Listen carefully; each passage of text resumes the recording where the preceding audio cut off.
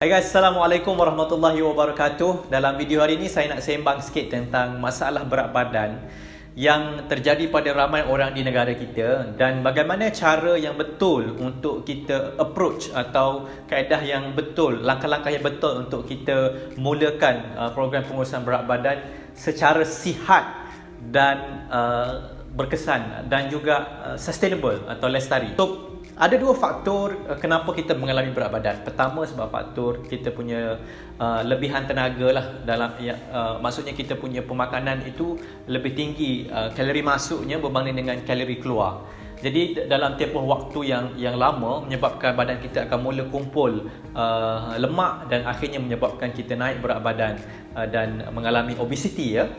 Yang kedua, faktor kedua adalah masalah penuaan, dipanggil the aging of metabolism, dan ini berkait rapat dengan satu metabolisme yang kita panggil sebagai resting metabolism dalam badan kita yang berkait rapat dengan jumlah muscle yang ada dalam badan kita.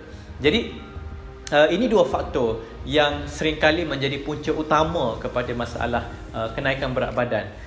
Kemudian bila memahami tentang faktor utama ini, ada beberapa langkah yang perlu kita lakukan dalam proses pengurusan berat badan yang sihat dan sustainable ini.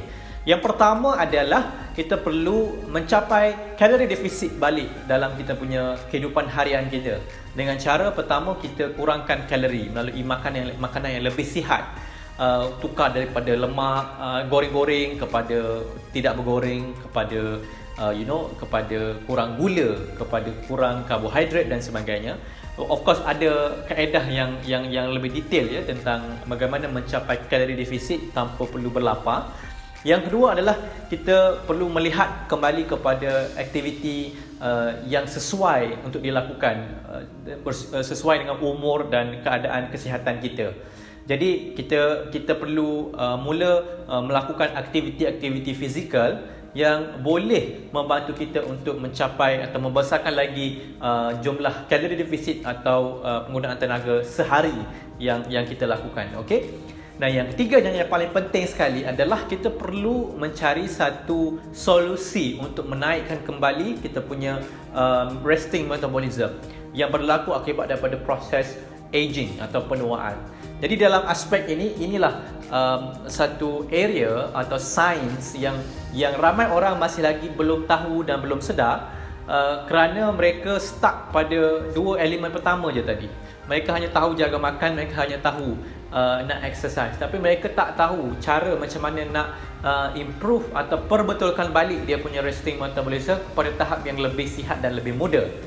Jadi permasalahan ini timbul bila kita tengok ramai orang yang mula jaga makan, sudah exercise tapi tak nampak result. Biasanya result tu masih lagi plateau. Inilah puncanya because kita tak address elemen yang ketiga, iaitu elemen resting metabolism. So inilah elemen yang paling besar yang menggunakan tenaga paling banyak dalam badan kita. So if you want to lose weight in a healthy and sustainable, kesan yang jangka panjang ya, kita perlu melihat ke semua komponen ini dalam program pengurusan berat badan kita. Okay? So itu saja guys. Hope you get something from this video.